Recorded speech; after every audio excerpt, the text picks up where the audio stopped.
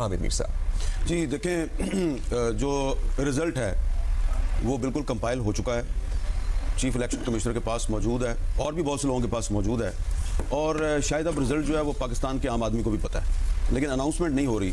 तो मैं तो यही कह सकता हूँ बड़ी आजिज़ी के साथ कि ख्याल करें, पाकिस्तान का जो मफाद है उसको सामने रखें, अवाम के मैंडेट का एहतराम करें, क्योंकि अगर अभी आप इसको गैर ज़रूरी ताख़ीर का शिकार करेंगे तो फिर आपको इस वक्त पूरी दुनिया मॉनिटर कर रही है और फिर अपनी पाकिस्तान की इकोनॉमी का ख्याल करें जिसका ताल्लुक पॉलिटिकल स्टेबिलिटी के साथ है।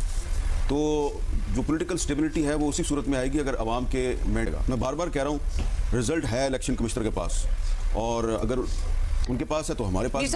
NA 157 का रिजल्ट आ गया है विहाड़ी से और सैयद साजिद मेहदी PMLN के 99,332 वोट लेकर जीत गए हैं। सबीन सफ्दर साहिबा इंडिपेंडेंट कैंडिडेट 79,996 वोट लेकर ये हार गई हैं। ये गैर सरकारी गैर हतमी नतीजा है NA 157 विहाड़ी का। सर ये जो है ये नसीम फैमिली, सैयद साजिद मेहदी नसीम और ये शाहिद मेहदी नसीम दो भाई हैं।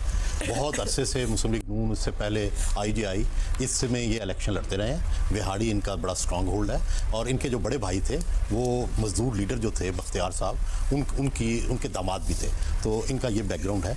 और उनके मुकाबले में जो है वो एक नई इंडिपेंडेंट जो थी वो खड़ी थी, तो इसलिए मेरा ख्याल है तजर्बा गालिब आया है यहाँ पे और वो जीत गए। और दूसरी बात मैं ये कहना चाहता हूँ जी सर कि ये जो सूरत हाल है इसमें मुस्लिम लीग नून की जो मरकजी क़यादत है उसको भी कुछ विजडम का मुजाहरा करना चाहिए। मीर साहब दोबारा आपको रोकेंगे, एक और रिजल्ट आया है NA 44 डेरा इस्माइल खान से और यहाँ भी इंडिपेंडेंट जो हैं वो अली अमीन गंडापुर के पाकिस्तान तहरीक इंसाफ के प्रोमिनेंट लीडर हैं। 92,612 वोट लेकर जीत गए हैं। मौलाना फजलुर रहमान 59,364 वोट लेकर हार गए हैं। गैर सरकारी गैर हतमी नतीजा है। मीर साहब आप PMLN की लीडरशिप की बात कर रहे थे, आपका मियां नवाज शरीफ या आसिफ अली जरदारी से इस दौरान कोई राब्ता किसी से? इस तरह की चीजें ना पूछें। अच्छा, मैंने कहा कोई खबर आप तक पहुंची है? खबर पहुंची है, लेकिन वो मैं अभी खबर क्या सोचा है, क्या इजहार ख्याल है उनका इस सूरत हाल? मैं खबरें रोक के रखता हूँ, ठीक है ना, ठीक है ना, कहीं आपके लिए कोई प्रॉब्लम ना पैदा हो जाए। क्योंकि देखिए इस वक्त सबसे ज़्यादा प्रॉब्लम में पाकिस्तान तहरीक इंसाफ की वो क़यादत है जो इलेक्शन जीत गई है और लोगों को कह रही है कि पुरअमन रहें, पुरअमन रहें, पुरअमन रहें।